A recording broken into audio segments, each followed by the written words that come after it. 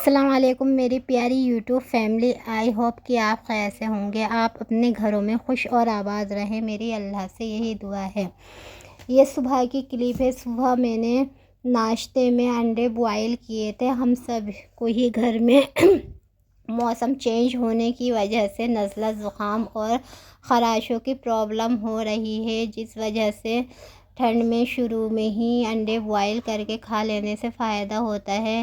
زیادہ تر گھروں میں موسم چینج ہونے کی وجہ سے لوگ اس پرابلم کو فیس کر رہے ہیں۔ یہ موسم کی تبدیلی کی وجہ سے اکثر ہی سب کو ہو جاتا ہے۔ اگر گھر میں ایک انسان کو نزلہ زکام ہو جائے تو یہ فلو کے روپ میں پھیل جاتا ہے۔ اب میں نے شام کے کھانے کی تیاری کی ہے۔ آج میں شام کے کھانے میں چقندر کی بھجیا بنا رہی ہوں۔ چقندر کی بھجیا بناتے وقت مجھے ایک مزے کی بات یاد آ گئی۔ پچھلے دنوں جب میں نے چقندر کی بھجیا بنائی تھی، تب میری بیٹی حرین لنچ باکس میں یہ اپنے اسکول لے کر گئی تھی۔ جب اس کی میڈم نے اس کی ایک بائٹ چکھی تو وہ انہیں بہت زیادہ پسند آئی۔ اب وہ کئی بار میری بیٹی سے کہہ چکی ہیں کہ اپنی ممی سے اس کی ریسیپی پوچھ کر آنا۔ ویسے یہ بہت ٹیسٹی ہوتی ہے، مگر یہ اپنے ٹیسٹ کی بات بھی ہوتی ہے کہ کسی کو کوئی چیز بہت زیادہ اچھی لگتی ہے اور کسی کو وہ چیز اچھی نہیں لگتی۔ آج میں آپ کے ساتھ بھی چقندر کی بھجیا کی ریسیپی شیئر کر رہی ہوں۔ یہ بہت کوئکلی بن جاتی ہے اور ٹیسٹی بھی ہوتی ہے۔ یہ میں سرسوں کے تیل میں ہی بناتی ہوں۔ سبزیاں سرسوں کے تیل میں ہی اچھی لگتی ہیں، اور گوشت جو ہے وہ ریفائنڈ میں ہی بناتی ہوں۔ اس میں نے 3-4 چمچ سرسوں کا تیل ایڈ کیا ہے۔ اس کے بعد میں نے اس میں سرخ ثابت مرچیں ایڈ کی، اور اس کے بعد میں اس میں چقندر اور ٹماٹر ڈال رہی ہوں۔ اسی میں نے ہری مرچیں بھی کاٹ کر ایڈ کر لی ہیں۔ میں اس میں پسے مسالے نہیں ڈالتی، بس میں اس میں ثابت سرخ اور ہری مرچیں ہی ایڈ کرتی ہوں۔ اس کے بعد ہم اس میں نمک ایڈ کر دیں گے اور تھوڑا پانی بھی ڈال دیں گے۔ اس کے بعد اسے ہم پکانے کے لیے رکھ دیں گے، کیونکہ چقندر کدوکس کیے ہوئے ہیں، اس لیے یہ بہت جلدی گل جاتے ہیں۔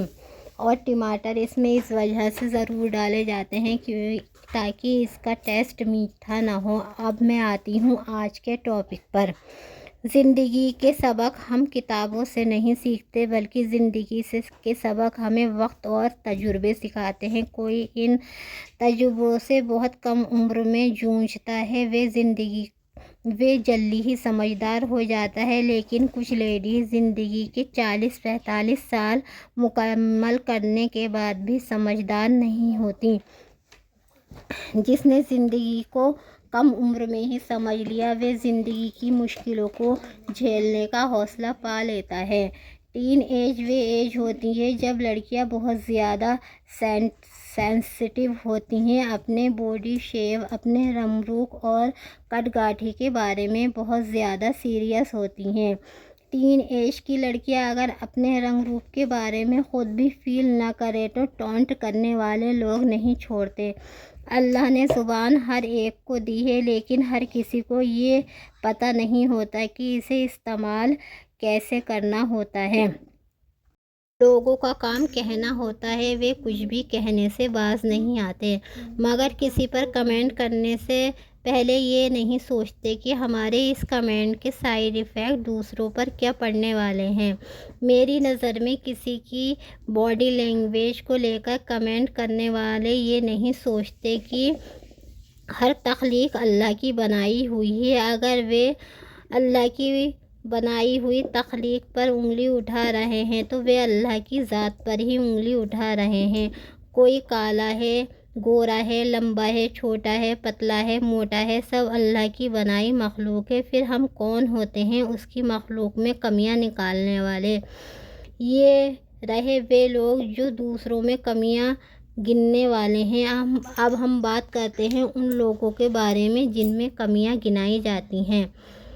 ٹین ایج کی لڑکیاں بہت زیادہ حساس ہوتی ہیں، وہ بہت زیادہ ایموشنلی لوگوں کی باتوں کو لیتی ہیں، وہ لوگوں کی باتوں کو بہت زیادہ سوچتی ہیں اور مائنڈلی اپسیٹ رہتی ہیں، لیکن وقت گزرنے کے ساتھ ساتھ انہیں پتہ چلتا ہے کہ یہ تو سب بیکار کی ٹینشنیں تھیں جن کے بارے میں سوچ کر وہ اپسیٹ رہتی تھیں۔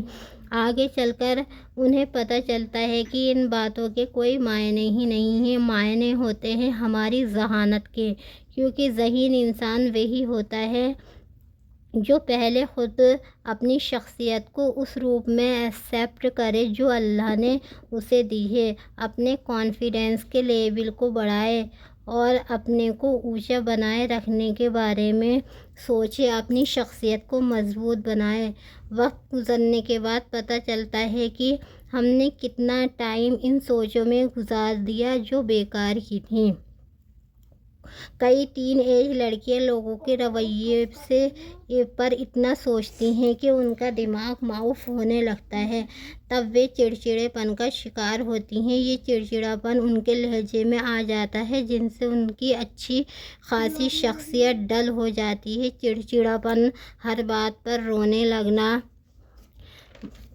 ان کی پرسنالٹی کو کمزور بناتا ہے، اس طرح وہ اپنوں کو بھی اذیت پہنچاتی ہیں، جو انہیں اس حال میں دیکھ کر افسوس ہی کر سکتے ہیں۔ ایسی ٹین ایج لڑکیوں سے میں کہنا چاہوں گی کہ آپ کی لائف کا یہ بہت اچھا دور ہے، اس دور کو انجوائے کریں، مست رہیں، اپنے دوستوں کے سرکل کو بڑھائیں، اپنی پرسنالٹی کو گرو کریں، اپنے لائف گول کو سیٹ کریں، مگن رہیں، اپنوں کے ساتھ بات چیت کر کے اچھا وقت اسپینڈ کریں، خود کو بدلیں، چینج کریں، اپنی قابلیت کو پہچانیں، اپنی ذات کو اگنور نہ کریں، اپنے اوپر فوکس کریں۔ کوئی کچھ بھی کہے ایک کان سے سن کر دوسرے سے نکال دیں، کیونکہ جب آپ لائف کے اسٹرگل سے گزریں گی تب پتہ چلے گا کہ آپ نے اپنا کتنا اچھا وقت کھو دیا ہے جو آپ اپنوں کے ساتھ انجوائے کر سکتی تھیں۔ یہ وقت آپ کا ایک سنہری وقت ہے، اس وقت کو ضائع نہ کریں، کیونکہ زندگی میں بہت زیادہ اسٹرگل ہے۔ زندگی میں ہم اگر نظر دوڑائیں تو دیکھیں گے کہ لوگ کن کن پریشانیوں میں گزارا کر رہے ہیں، جسے آپ اتنی بڑی بات سمجھ رہی ہیں، وہ نارمل لائف ہوتی ہے۔ کوئی کالا گورا، لمبا چھوٹا، پتلا موٹا یا جس میں کسی اور کمی کا ہونا کوئی بڑی بات نہیں ہے، بڑی بات ہوتی ہے جو لائف ہمیں ملی ہے ہم اسے بہتر روپ میں کس طرح جیتے ہیں۔ آپ اپنے ماں باپ کی شفقت کے بیچ، بہن بھائیوں کی نوک جھوک کے بیچ یہ زندگی گزار رہے ہیں، کیا یہ کم ہے؟ بہت سے لوگ دنیا میں ایسے بھی ہیں جو ان سب چیزوں سے محروم ہیں اور ان سب کے لیے ترستے ہیں۔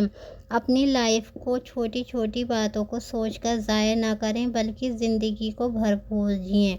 میں نے جن ٹین ایج لڑکیوں کے لیے یہ ویڈیو بنائی ہیں ان میں سے کسی ایک کے دل میں بھی میری یہ باتیں گھر کر گئیں تو میں سمجھوں گی کہ میری یہ کوشش کامیاب رہی۔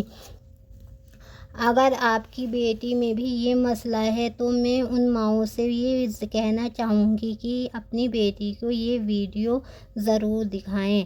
اسی کے ساتھ میں اپنے اس بلاگ کو ختم کرتی ہوں، اگلے بلاگ میں پھر حاضر ہوں گی آپ کے سامنے۔ آپ میری ویڈیو پہ کمنٹ اور لائک کرتے رہیں اور میرے چینل پر اگر نئے ہیں تو میرے چینل کو پلیز سبسکرائب بھی کریں۔ اللہ حافظ۔